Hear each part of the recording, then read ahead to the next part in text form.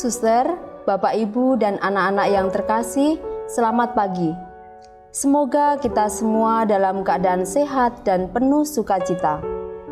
Pada hari ini, Rabu 21 September 2022, marilah kita bersama-sama mendengarkan dan merenungkan firman Tuhan, serta merefleksikan dalam hidup kita.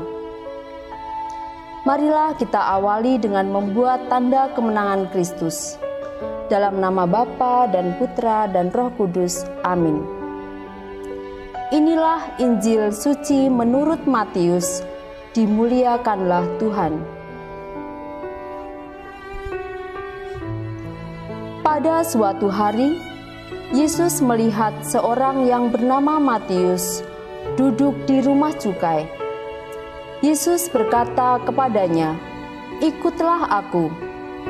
Maka berdirilah Matius, lalu mengikuti dia.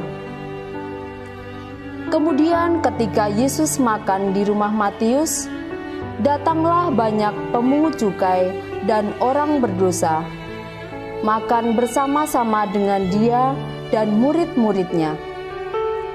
Melihat itu berkatalah orang-orang Farisi kepada murid-murid Yesus, "Mengapa gurumu makan bersama dengan pemungut cukai dan orang berdosa?" Yesus mendengarnya dan berkata, "Bukan orang sehat yang membutuhkan tabib, melainkan orang sakit. Maka pergilah dan pelajarilah arti firman ini. Yang kukehendaki ialah belas kasihan, bukan persembahan. Karena aku datang bukan untuk memanggil orang benar, melainkan orang berdosa." Demikianlah sabda Tuhan. Terpujilah Kristus. Salah satu ayat dalam bacaan tadi adalah, "Maka pergilah dan pelajarilah arti firman ini.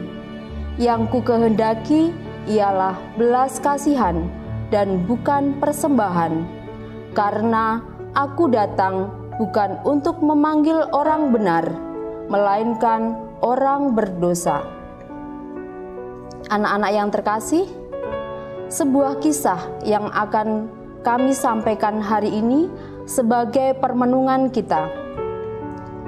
Kevin adalah seorang siswa SMP kelas 1 di SMP negeri.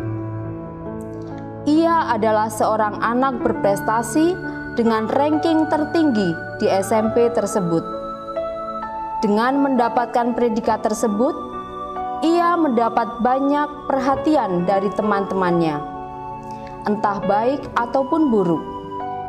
Suatu kali, segerombolan siswa mengepungnya dan melakukan perundungan terhadapnya. Ia tetap diam karena tidak ingin terkena masalah lebih lanjut. Kejadian ini terus berlanjut hingga suatu hari ketika peristiwa tersebut terjadi lagi, ada seorang guru yang melihat dan akhirnya segerombolan siswa itu dipanggil.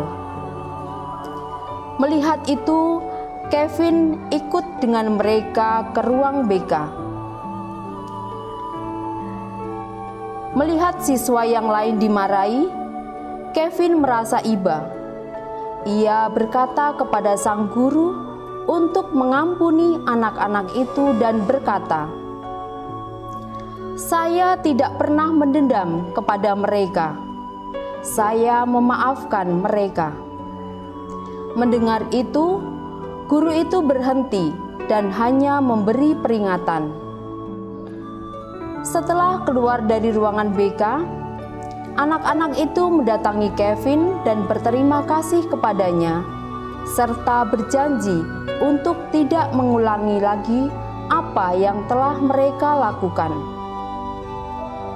Kevin hanya bisa tersenyum dengan penuh rasa syukur.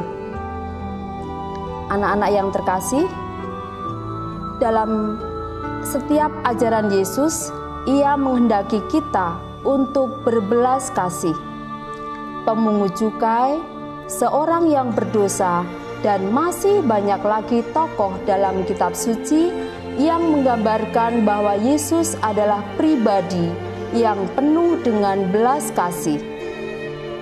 Oleh karena itu, maukah kamu berbelas kasih kepada sesama?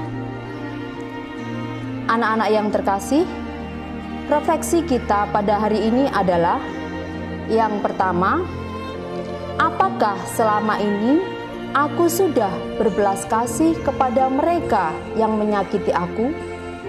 Kemudian yang kedua, apakah aku berani mengucapkan permintaan maaf lebih dahulu sekalipun mereka yang bersalah?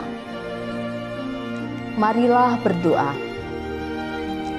Tuhan yang Maha Pengampun, syukur atas rahmat kebaikan yang Kau berikan kepada kami. Raihlah tangan dan kehendak kami, agar kami mampu menjadi berkat bagi sesama melalui tindakan belas kasih. Sebab Engkaulah sumber kasih, kini dan sepanjang segala masa. Amin. Anak-anak yang terkasih, marilah kita membuat aksi nyata. Aku ingin selalu menjadi yang pertama untuk berkata maaf. Kemuliaan kepada Bapa dan Putra dan Roh Kudus, seperti pada permulaan, sekarang, selalu, dan sepanjang segala abad. Amin. Santo Fransiskus Xaverius, doakanlah kami. Amin. Dalam nama Bapa dan Putra dan Roh Kudus. Amin.